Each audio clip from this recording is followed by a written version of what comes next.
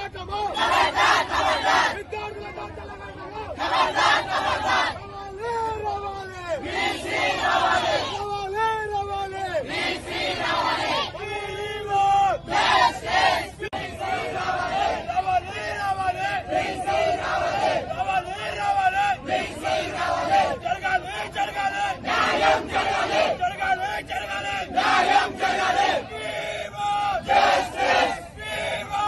ST విద్యార్థులు పేద విద్యార్థులు వస్తారు.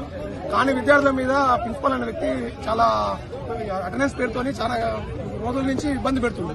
దీనికి ప్రధానంగా ఏంటంటే 45% అటెండెన్స్ ఉండాలంటుంది. వచ్చేదే ప్రిపరేషన్ కోసం పేద విద్యార్థులు కింది స్థాయి ప్రిన్సిపాల్ కూడా కింది స్థాయి నుంచి వచ్చిన వ్యక్తి. ఆయన ఒక అన్ని అనుభవాల నుంచి కింది స్థాయి నుంచి వ్యక్తి. అసలు విద్యార్థుల మీద ప్రిన్సిపాల్ హాస్టల్లో ఫెసిలిటీ కరెక్ట్ లేవు. కానీ మళ్ళీ ఇప్పుడు సరైన ఫ్యాకల్టీ లేదు చెప్తాను గిట. కానీ విద్యార్థులతో మీ ప్రిన్సిపాల్ వచ్చిన విద్యార్థులు అందరం కలిసి మమ్మల్ని ఎగ్జామ్ ఫీజు కట్టించుకున్నంత వరకు ఈ నుంచి కదలం. నెక్స్ట్ ఇదంతా మన నుంచి 75% ఎగ్జామ్ ఫీ పేమెంట్ కి మమ్మల్ని అలౌ చేయండి. ఇది ఒక్కసారి పర్మిషన్ ఇవ్వండి.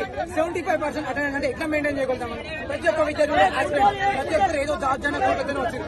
మొన్నటి వరకు కూడా మాకు గ్రూప్ 2 ఎగ్జామ్స్ జరిగాయి. ప్రతి ఒక్కరు గ్రూప్ 2 ఎగ్జామ్ ప్రిపరేషన్ లో ఉన్నారు. కాబట్టి 75% మేము ఎట్లా మెయింటైన్ చేసుకోవాలి? రూల్స్ అన్నారు.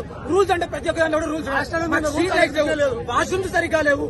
మాకు మెస్ ఫుడ్ కూడా సరిగా పెట్టట్లేదు. రూల్స్ అంటే ప్రతి దాంట్లో రూల్స్ ఉంటాయి. అటెండెన్స్ ఒక్క దాంట్లో ఎట్లా రూల్స్ మెయింటైన్ చేసుకుంటామన్నా? ప్రతి ఒక్కరు చదువుకునే జాబ్ చేయడం కోసమే కదా. మా జాబ్ కోసమే మేము ప్రిపేర్ అయింది. గ్రూప్ 2 అనేది గవర్నమెంట్ కోసం గవర్నమెంట్ ఎగ్జామ్స్ కోసం మనం ప్రిపేర్ అయింది. మరి 75 అటెండెన్స్ ఎట్లా మెయింటైన్ చేసుకుంటామన్నా మొన్నటి వరకు ఎగ్జామ్స్ రాసినప్పుడు? కాబట్టి మేము ఒకటే కోరుతున్నాం, ఎగ్జామ్ ఫీ పేమెంట్ కి మమ్మల్ని అలౌ చేయండి. సెమ్ము రాయడానికి మాకు పర్మిషన్ ఇవ్వండి. పిల్లల జీవితాలతో మీరు చెలగడం ఆడద్దు. మా జీవితాలు మీరు నాశనం చేయొద్దు. ఇదొక్కటే అన్నమాట డిమాండ్.